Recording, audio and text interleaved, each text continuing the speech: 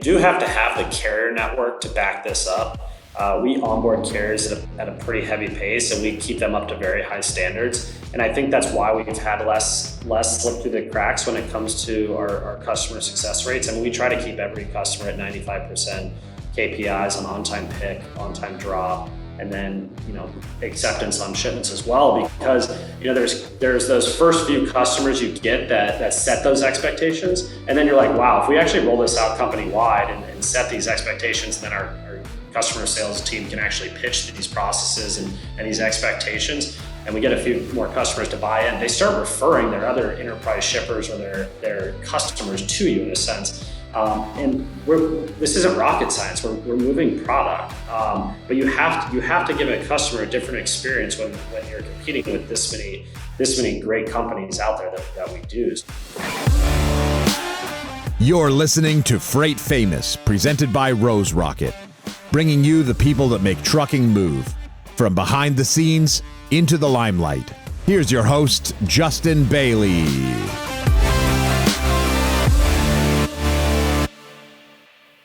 Hello, everyone, and welcome to Freight Famous, a podcast produced by Rose Rocket. New episodes of Freight Famous will be released twice a month. On this podcast, we talk with guests about how they build, scale, and automate their trucking business. I am your host, Justin Bailie, co-founder at Rose Rocket. I'm super excited to introduce my guest today, Nick Reasoner. Nick is founder and CEO of TransLoop, a premier digital 3PL and freight solutions provider located in Chicago, Nashville, Birmingham, Columbus, and Fort Lauderdale.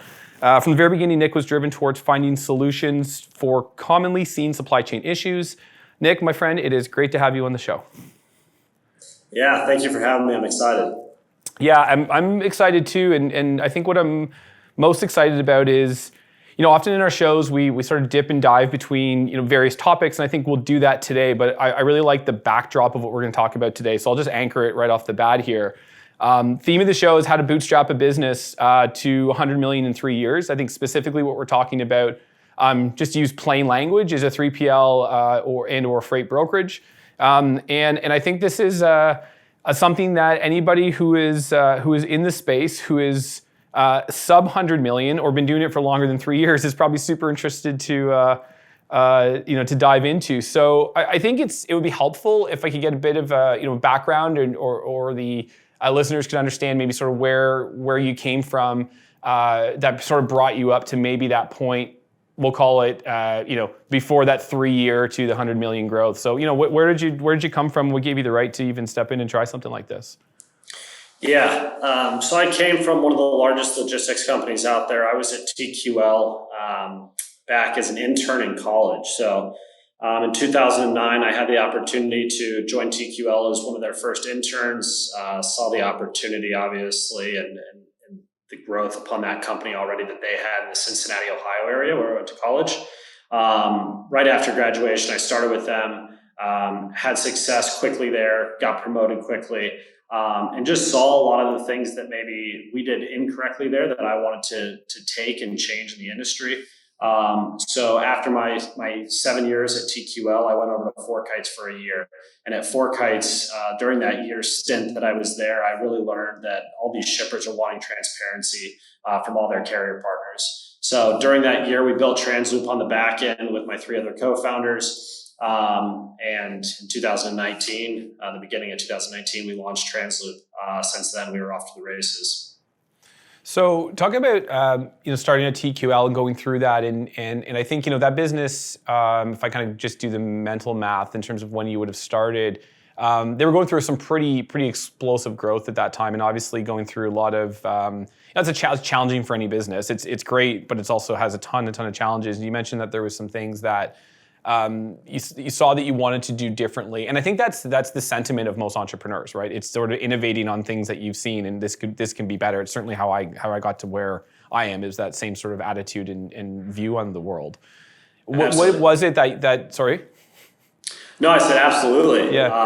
I think, and I took kind of quick notes, just like on topics I wanted to hit on, and that was one of them. So I would like to touch on that as well. Yeah. Go for it. Do it.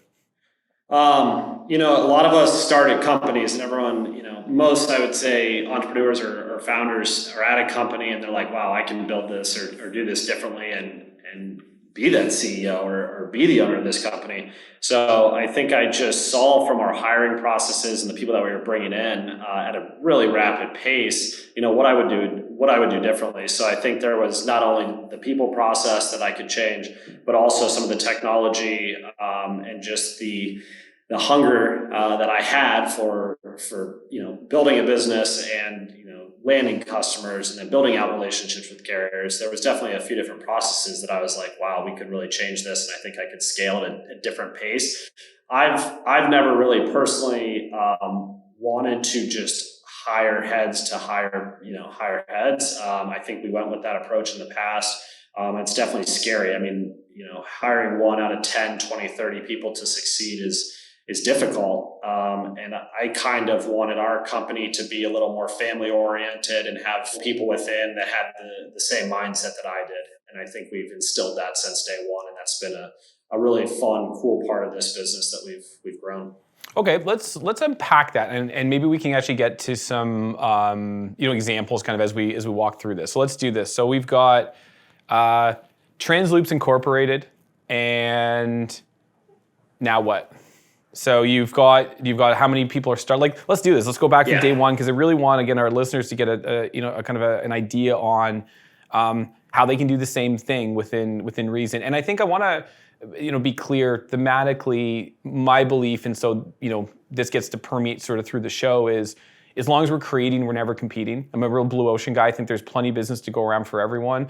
So my objective with the show is largely to be very, very transparent, knowing that you're safe to share information, because again, it's as long as we're creating, we don't have to worry about there's blood in the water and there's limited supply. So if we can kind of agree on that, then I think we can talk pretty openly about what you did and how you got there. So if you've got your initial founding team, did you guys start in Chicago? Is that where you were? Yeah, we started at 211 West Wacker. We were really proud of that address. We wanted to be a Wacker Drive, Chicago address, and we were in a small little co-working space, but obviously the outsiders didn't know that, as we just had the Wacker Drive address. So I personally needed really sound, ethical guys to start this with me. So I found Scott Hodick, Brian Maloney, and Chris Soika. They were all with me in my past. And we kind of all went off to leave our past careers and go somewhere where we weren't competing, obviously, to not only sit out our non-competes, but also so we could learn. So Scott Hodick went to Kraft Heinz, Chris Soika went to Knight Transportation to learn the asset side, and then Brian Maloney went to M. Holland, a shipper in Chicago. So, these guys are really ethical, as I mentioned, hardworking people. And when the nights were long and the mornings were tough, and there was just constant issues, they never gave up. They believed in, my vision and all of this. And I think that's really important for other founders to understand. If you're doing it on your own, kudos to you. I don't think in logistics or scaling a brokerage, it's that easy, just because you have so many different pieces. You have your accounting, you have your load building, your scheduling, landing the customers, building out the carrier relationships, compliance, all that. So you really have to build out the correct team, I think, and thankfully it worked out for us. But we started basically the first day in January. We sat there and our MC number had some difficulties transferring due to legal. So we had to wait like 23 days in this little 200 square foot room where we just inputted data because we couldn't broker. So we sat there and kind of just twiddled our thumbs and did some data input, kind of got ready for what customers to call. And then, I thought, being very cocky, I was thinking I would land all these customers and we would bring on this business right away, but it never turns out that way. And customers, big customers especially, of any business, usually don't just come over to you when you start a business. It doesn't matter who you are or where you're from. Some might if you have some huge pull, but starting fresh, it's really difficult to get the enterprise type customers over to you at the beginning. So those, that takes months. So I think a lot of people need to realize that, when you start a business, the big customers aren't just going to fall in your lap. They want some credibility. They have a lot riding on this too. If you mess up something, it's going to fall on them. So that's kind of a quick backstory on where we started, and then the other founders involved in this with me as well. So when you got to there, you've got you've got again a good core founding team, and I think something worth double clicking on there. And I'm very much of the same mind around having co-founders. I think in any business, I think it's agnostic to the industry. I think it's just so hard to do it on your own, and even solo founders, I think, sort of, maybe in title only in many ways. I think there's a lot of, there has to be a lot of support there, but I think calling out and having skin in the game at that level of commit early days is I would never do it without that for sure. So, I mean, I second that notion. So you need to build credibility with the big shippers. How did you do that? So how did you go from, okay, now we've got our MC number, and just kind of help me just understand the business a little bit better. You're selling, this is truckload brokerage. This is what you're doing. It's dialing for diesel essentially right off the beginning and just trying to find loads and match loads and just move freight like any startup brokerage would do. Is that fair?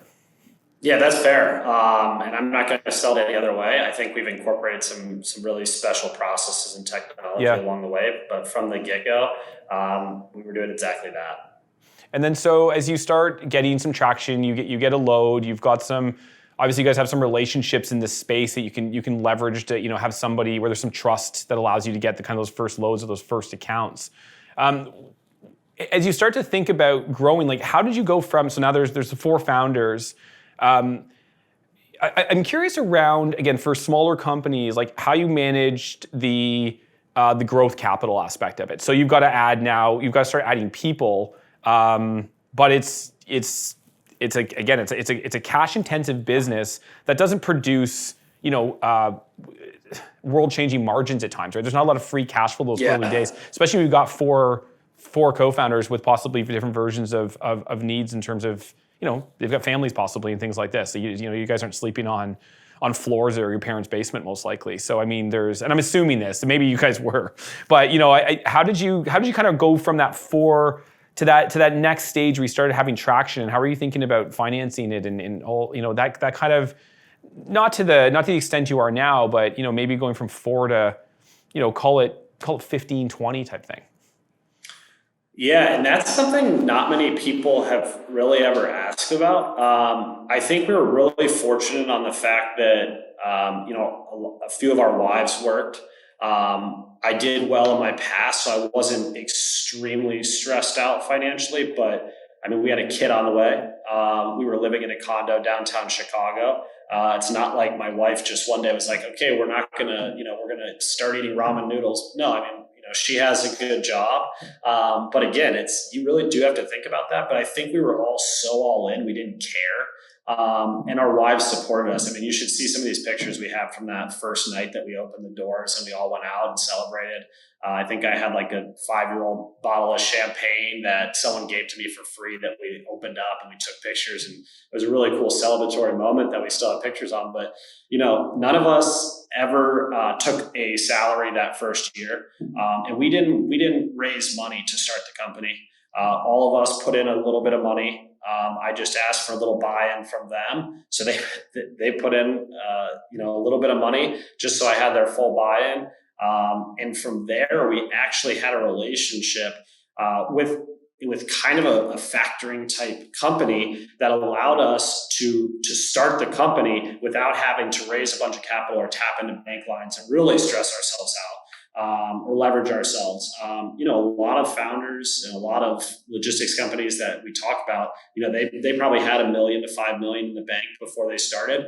I just came from a different world. I didn't come from that venture capital type world, so I didn't want to take those risks that I didn't really know about. So we didn't start with leverage bank lines or any venture capital behind us. So we had this relationship, and unfortunately their company went bust 3 months in. So we had to pivot really quickly and then start figuring out the accounting side on our own.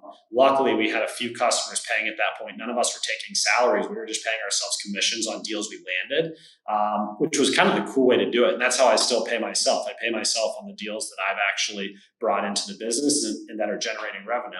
And I think that's a cool way to do it. And it's good if you're good at your job, in my mind. So, we had success doing that, and I'm very thankful, and those guys will reap the benefits as we keep scaling. So that's a great, again, a very relatable story for myself as well. Again, we've had some venture later on, but the early days are early days, and no one wants to invest in many companies when they're conceptual, especially if you're kind of a first time founder, as it sounds like you were, and I was as well.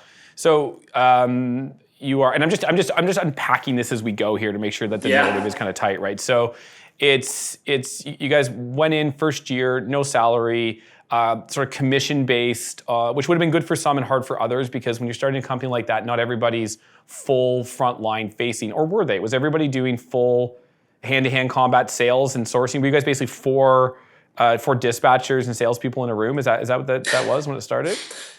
Yeah, the thought of us being dispatchers is not as sexy as I like to think it is. But I mean, it's funny because Scott, who is now on the accounting side of our business, Chris is on the customer sales side, and Brian is on the compliance operations side. We were all in this room just prospecting shippers and then booking trucks. And one of them had a really bad pitch, and all of us, when they would pitch, we'd just be like, "My God, like that is the worst pitch of all time. You got to stop." So we found our avenues very quickly, and it kind of developed because of that. We were like, "Who's the smartest person to do accounting?" Okay, Scott, you're in accounting. Yeah.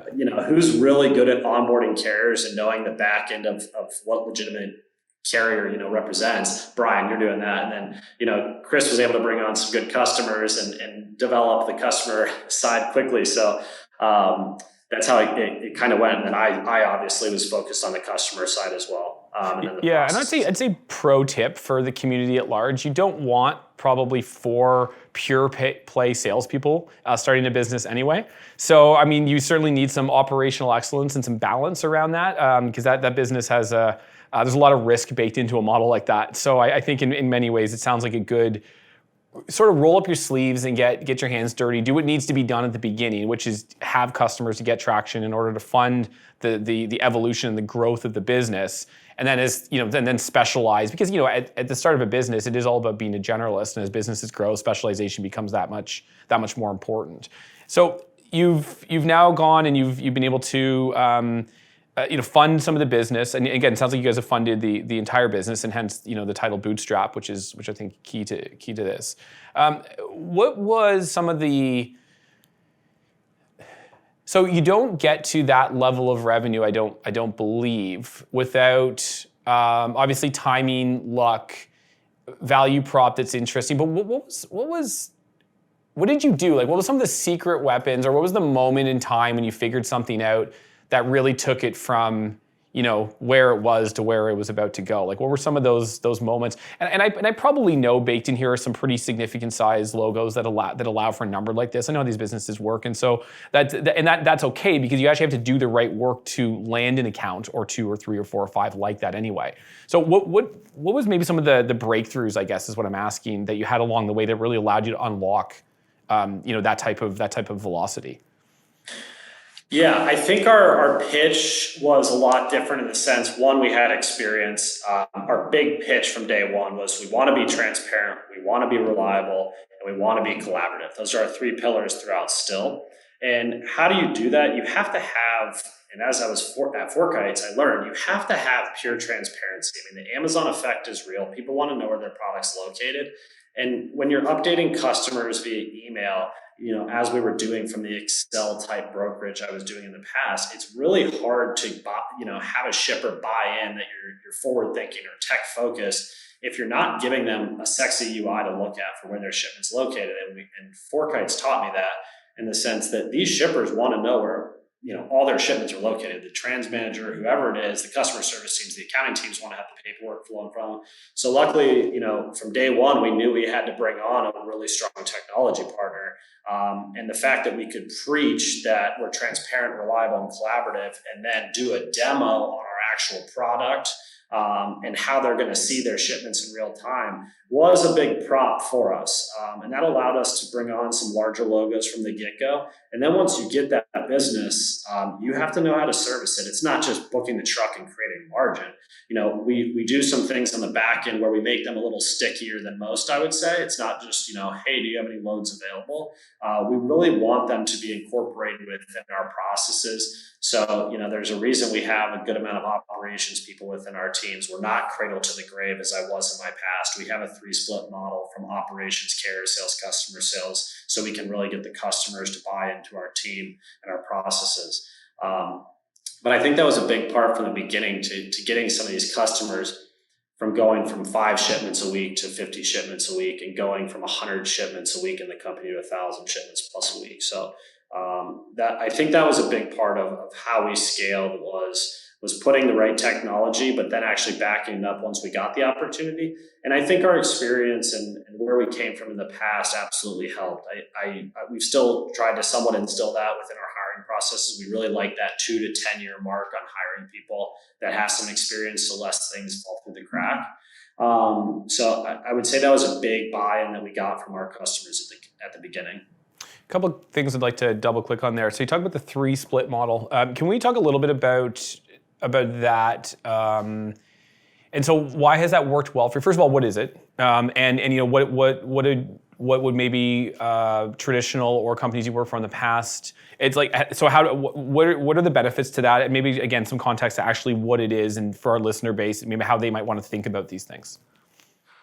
Yeah, there's the Chicago model that I think a lot of the companies like Echo, Arrive, Molo, other companies out there that approach it from having a different model similar to ours. I think there's the cradle to the grave model that I came from in the past, where I was landing the customer, booking the carriers, doing the track and trace as well. It's hard to scale when doing that. When I was in the past, I could move 100 loads a week, which I did, and your head's about to explode. That's a lot of drivers on the road, but I'm only one person. And eventually they would put support under you when you got to a certain, gross profit per week or load count per week. But we like to incorporate a carrier team that has experience that's building the relationships out with the carriers. And then we have the customer team that meets with the carrier team every week, or has constant communication, and they know where the volume's coming from, so we can continue to match them up internally and not use the outside load boards. So we can do it all internally and just keep these drivers in our network, creating the loop. And then we have the operations team that usually comes from experience as well, that knows that feel that those customers want. It's those little smiley faces or the little positive notes that our operations team is doing, and being proactive instead of reactive when issues occur during transit. If a truck breaks down, it's very simple stuff that a lot of brokers and carriers out there aren't doing correctly, like updating their customers in a proper way. But, we obviously have some technology that allows us to know when these things are happening and when a truck breaks down, let's say. But I think it's just being forward thinking and letting these customers know constantly if issues are arising. And there's little things like that our operations team and our carrier team and customer team has done a really good job on. And I think a lot of other brokers kind of just think that the customers get their shipment picked up, it delivers, everything's good, and that's not the case. Yeah, that makes a ton of sense. You also mentioned you said that sort of a 2 to 10 hiring, and I presume that to be experience somewhere between 2 years and 10 years. 10 years being too long, too expensive, too stuck in their ways. Under 2 years being too inexperienced. Is that sort of the general, to oversimplify, methodology? Honestly, 10 is a stretch out there. People 10 years in this industry, if I see the resume, I'm pretty nervous. One, because they have so much information. Why aren't they doing it on their own? And 10 years in this industry, as most know, is like 30 in another. It's exhausting. So I think a 10-year person is very knowledgeable, and I think that's usually probably an executive type position or a C-level type position. But yeah, 2 years is that sweet spot where they're still very hungry and they have enough knowledge in the space to really pick it up quickly. And is that in all areas of that business? So is that operations, carrier management, and front side customer as well? I would say so. Yeah, we've found that as kind of a sweet spot for us. Okay. And you talked about going from a few loads with a customer to having a more meaningful, I'm going to say integrated relationship, because I'm actually foreshadowing what I think, what I heard in there with sort of I read between the lines. So you acquire the customer through all sorts of different methods, outbound, inbound, all the referrals, whatever it might be. Follow the network of existing customers, all the things that 3PLs and brokers are doing and have been doing. What you're doing is trying to get some freight on the truck. And let me ask you a question. When you have a new opportunity, do you sell those opportunities below cost purposely to try to get it? Do you create like a sort of a loss? And it's something I've actually never really known the answer to sort of at a large broker. I've actually been in this space as an owner of a brokerage, not the size of yours, but going concern business. I mean, I never knew if that was actually happening out there. I'd always be like, shit, like how come people are getting it at half the price that I am? But I feel like I've talked to so many brokers since then and everyone says the same thing. Is that what happens? Like, how do you think about that? And so I'm just sort of side tangent to scratch my own itch of curiosity. No, I mean, I don't know what people have told you in the past. I think that's why paper rates exist on RFPs. I think people put in rates just to win the business all the time. But I had a big customer recently tell me, if you're at a poker table, you're not going to take that risk and go all in to potentially win it on a specific account when it's a big account. I mean, you sometimes have to take those huge risks, and you're going to let's say lose $250 to $500 per load for the first maybe month or so. But after that, if you service it really well, most likely you can then readjust your rates and or get an opportunity elsewhere to generate profitable revenue. I think that's very common in all industries, right? I mean, to win the business, sometimes you have to go below the competitors or just go in cheap to win the business. And then you over service, and over time you show them what you really pitched is valuable. And then rates increase. Fortunately for us, we started in 2019 when the market was, really soft, and then COVID hit. So we kind of started at that perfect time, because when I was sitting, when I was out after my past at TQL, that was a really good freight market in 2018. So I was sitting out that, and I was like, of course, the 1 year I'm out, the market explodes in some sense for a broker. And then 2019, it was quite loose. And then that was kind of a tough year to start, because shippers were not really just bringing on any broker. So, the perfect storm kind of hit for us, but you have to back it up with service and something else in this market, because it is a saturated market. You have to do something different. And I think that's still why I'm in the weeds on a lot of our deals. I want these customers to know that I'm all in it. The technology we have is in it with them to provide them some sort of ROI when selecting TransLoop.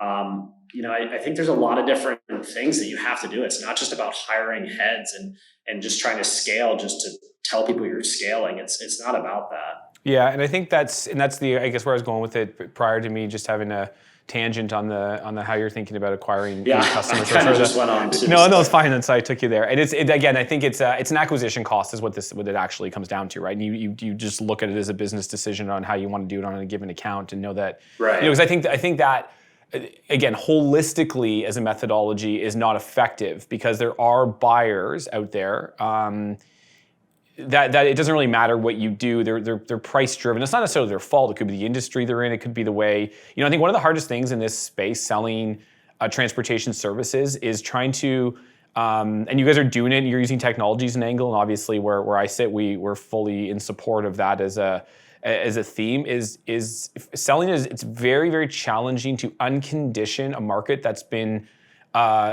I think, serviced largely by fairly average at best sales folks that have really sold on price and created an environment that like the commoditization of the space has been created by the space itself. And so I think unpacking that and undoing that, I think, is a huge lift by any organization. I think, and you guys are doing it, and you're using technology again, and a lot of, I think that's what a lot of smart companies are thinking about, is how do we walk into an organization and say, the objective here is to have you spend more on freight this year than last year, but that's not the point, because this is about your business, not about your freight spend. The cost of your freight invoice is not indicative of the cost to move goods.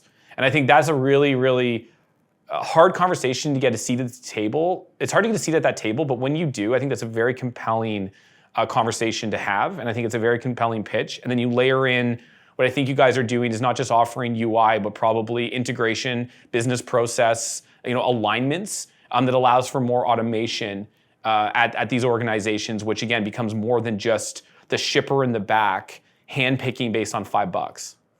Yeah. And that's what we want. And, going back to the rate portion of it, you do have to have the carrier network to back this up.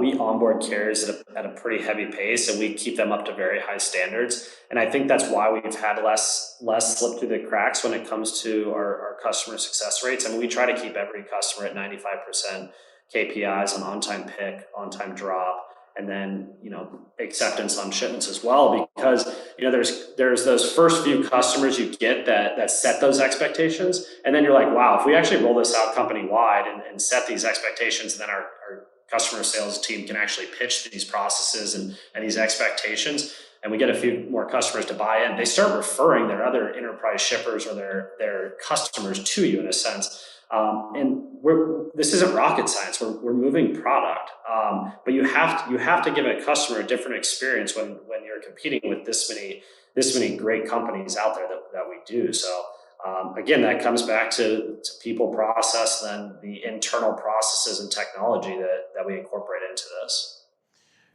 So if I'm going to start a new brokerage today, and I'm looking for, give me 3 bullets on what I need to do to be successful. How can I grow my business, to $100 million in the next 3 years in revenue? What do I need to? What are the 3 pieces of advice if I listen to nothing else that you say? What are you going to tell me to do? Be transparent, reliable, and collaborative. The 3 pillars we go by. I mean, it's. But what does that mean? Those are marketing. Those are marketing words. What does that like? I understand they're. Yeah. Let's be practical. I'm just trying to get started. What does that mean? I think when you're transparent, you should be transparent on the difficulty of actually maybe finding that truck, for example. The transparency piece on when this truck is actually booked, when it's going to pick up, it's actually going to be on time. I think you have to be transparent upon everything, even if it comes down to costs, what your costs are. So you have to be transparent with people. If you can't do something, you need to tell them right away. If there's an issue that occurs, you need to tell them right away. Reliable. If you tell someone you're going to do something, you have to do it. So, when you go out and seek to build that first company that you're looking to do, you don't want to go out there and tell everyone you're doing it and fail. You have to be reliable on your word. Everything you do. Just like when we take shipments from customers, they don't send us 100 shipments hoping we're going to pick up 50. They want 100 picked up. So we have to be reliable and do that. And then collaborative is the biggest thing. Customers don't just need, whatever space you're in, they don't just need another partner. They need someone that's going to be collaborative and actually help them think outside the box and drive new initiatives. And there's different tools that you can do that. I think every industry is different. I'm sure you saw that when you were scaling your company. You have to be collaborative with your customers, or you're just another number to them and just another provider. So I think those are 3 words that, I didn't just make up, and I didn't hire anyone from a marketing perspective to help us with those. I think those are 3 core words that if I start another company after this, I would use as well. I think you have to be transparent, reliable, and collaborative with all your partners, whether they're your carriers, whether they're your shippers, and in anyone else's world. I think you have to do that with all your partners and your employees as well. Yeah, it's a good call, and I think and I think it's easier said than done. I think the honesty portion, I'll call transparency, because I think that has interesting sort of nodes in this space. It's like kind of like visibility. It kind of means everything, right? So yeah. I think if we say like honesty, almost in a sense, it's like just tell the truth. Of course that makes sense. Anybody listening to this will nod their head and say, of course, like you didn't really need to say that, but it's really difficult when you're first starting a business and you've got your first load or your first few loads, and the customer's trusting you for you to say, I can't cover this, or this is $1,000 more than I quoted you, or because that fear, the fear of saying no, I think to me is one of the biggest hindrances when you first start a business. It's like when you start saying no, and you hear it and you read it. But again, it's like one of these things. It's you can know something, or you can know of something. And for me personally, I knew of the idea of the power of no, But until I started doing it, that's when I knew it. Like I'm like, oh, this actually works. It's a very scary thing, actually, quite frankly, I think. And so being transparent really, really early days is actually a hell of a lot harder than it sounds. That's easier when you're bigger and you can absorb what, the perception anyway of the bumps that may ensue as a result of that. But the reality is early days, it can be terrifying just to say it how it is and I think, and you kind of alluded to it or you even said it, is just to do it quickly, to be deliberate, not kind of sit there and should we tell them this is happening or shouldn't we, or what should we say? It's like, no, man, just like, it's, nothing beats the truth, because, you don't have to, I would say this to, to my kids, it's like, if you just tell the truth, you don't have to remember what you said. You don't have to remember the lie to unpack it later. You just say it, and you'll always kind of know where you stand. So I guess that so part, I think, is in our world too. It is, and exactly, and it's interesting how that becomes a competitive advantage to a degree, and it's very hard early days, but when you take the plunge to be honest and high integrity, it's actually the easiest thing in the world to do. And so it's just crossing that chasm of fear. It's never as bad as you think. The reliability I'm interested in from the carrier, and I kind of want to go back to, you talked about having sort of a team and having carriers that you're working on, because that's exactly it. If you don't have, you can be you can be as good as all the things to secure the load and do the work and be honest and transparent and all the things, but if you don't have the network to execute the order, and that's really the thing, right? You are relying on third parties that are largely out of your control to execute on one of the three pillars in your organization.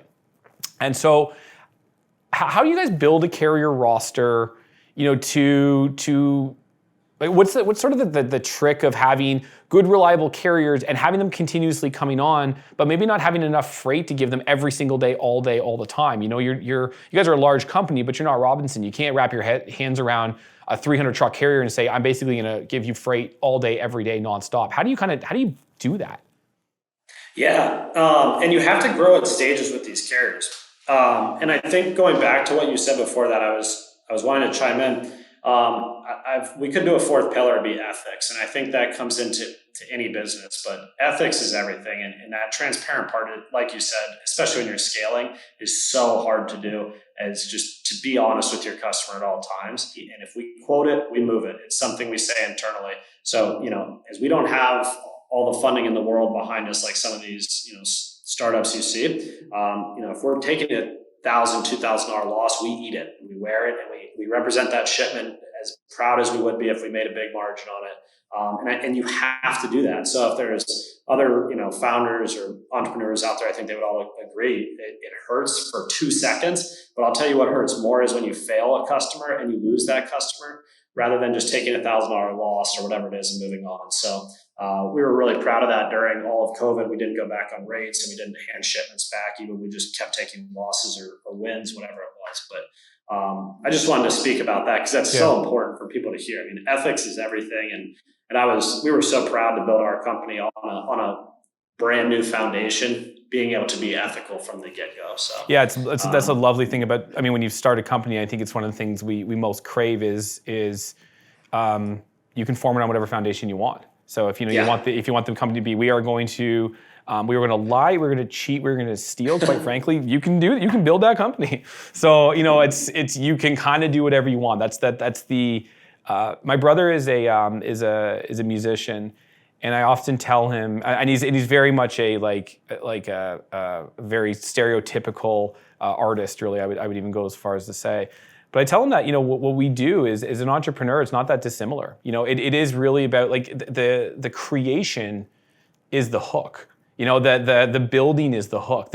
So he writes a song, but whatever, all sorts of things, I guess. But by building a company, it's really the same thing. It's the creative process of it and be able to kind of make something from nothing. I think that, to me anyway, I think that's the hook, that's the draw, right? And then being able to do it on your sort of own terms. And I digress, but I think that you kind of hit on a note there when you sort of talked about, you get to kind of add these pillars and start fresh and look from organizations past where you've been and say, I'm going to do this better. I'm going to do it the way I want it to do. That's the drive. I think that's how you start, and then you kind of all the work comes in, in terms of actually making it happen. But I think that's such an important part of when starting a business. I don't know this because I've never done it this way, but I think it would be very difficult to start a business purely for financial purposes only and not have that sort of that underpinning of altruism to this thing. I don't know. I don't know how you would sustain the hard times. Yeah, I think that'd be really unhealthy to do it that way, and I think ethics would hit you in a different way if you were just doing it for financial reasons. I always wanted to be successful and from a financial standpoint, but I don't think that was ever the goal.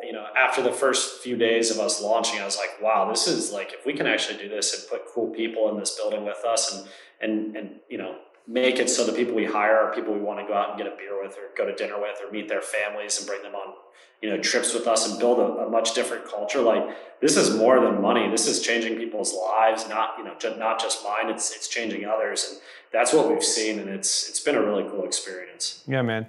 Well, good on you. And look, I think that's a nice way to wrap it up. I really appreciate the time today. I really appreciate the transparency today, and quite. I mean that literally. So thank you for that. And I guess it's not literal, but you know what I mean.